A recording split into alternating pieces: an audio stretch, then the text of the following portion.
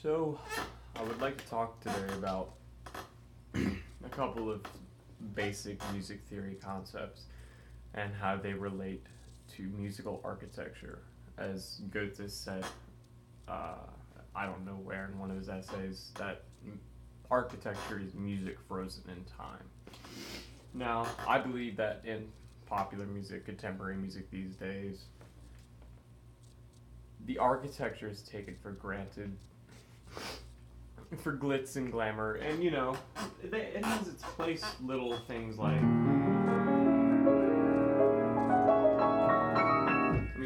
effects and things like that are interesting, and you can program them into computers, and you can make a computer do that. You can argue that it removes the humanity from the music. I don't really care about that. I'm more interested in what's on the paper, what is deliberately put here. So what I'm going to present is very simple. It's one of the most commonly used liturgical melodies in the Byzantine Church, and as well as in the Gregorian and Catholic Church. And in this case, I'm using C sharp minor. So it's very simple. It's a transition from the minor 1 to the major 7, back to the minor 1. You can describe it modally, you can describe it in terms of major or minor, but either way, it's the same sound. Excuse me. So, a very common melody, the Agni Parthene melody in the Orthodox Church, and it's actually a variant of the Paternoster Gregorian melody in the Latin Church, is this.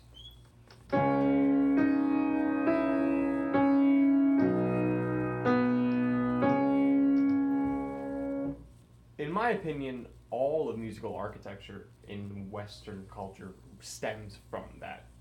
Schenker, who was a famous German music theorist and analyst, said that all music comes from this. But unfortunately, in my opinion, Schenker was a nihilist, and he believed that music had found its inevitable end, and that it was of no more value. It's very, I don't like that mindset. So, looking at it from an inward, I don't want to say religious, but based and rooted in religious music aspect, I believe it comes from. And I'll explain why. Listen to this melody in C sharp minor.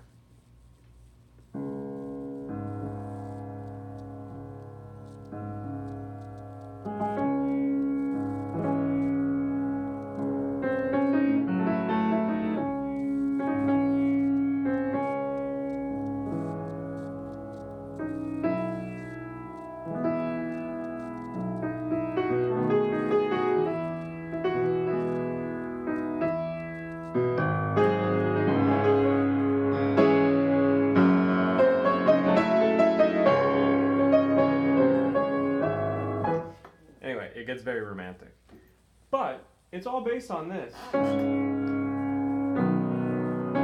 So looking at it inwardly from a church aspect, it's based on that same Agne Partene Paternoster melody. But where it goes one step further, and this is what separates it from contemporary music. Contemporary music also still revolves around that same thing. I mean, what's the Lord of the Rings melody? Yeah, it's all based on that. But what makes Western classical music, and in that specific case, Franz Liszt's Second Hungarian Rhapsody in C sharp minor, what makes that so much more elegant, and as Goethe would say, frozen architecture, or, oh god, did I get it backwards? Architecture being frozen music. I don't even know my own language, I'm sorry. Architecture is music frozen in time. What makes the architecture of Western classical music so much more elegant and interesting than contemporary popular music these days in the West is that not only was that melody beautiful, but for anyone who's familiar with the piece, it doesn't begin like that. That's not the opening.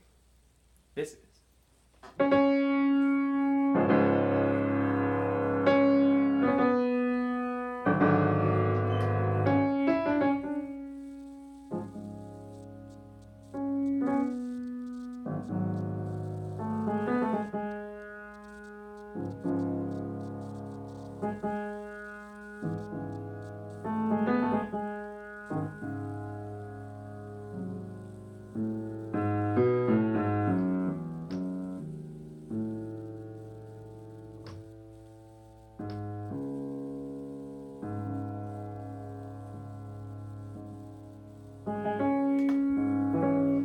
back to the original melody.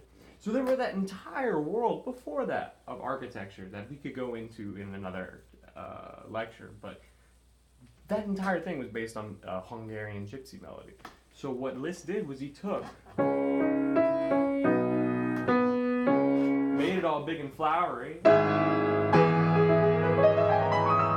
bunch of scales and things like that. And but that was customary for the time period, and it was a pretty awesome time period if you ask me. The 19th century in Paris and Rome and Budapest was that was Liszt's triumvirate, and he ruled that triumvirate with an iron fist, as should be. But that's just what I would like to say tonight. So talk to y'all later. Enjoy your evening.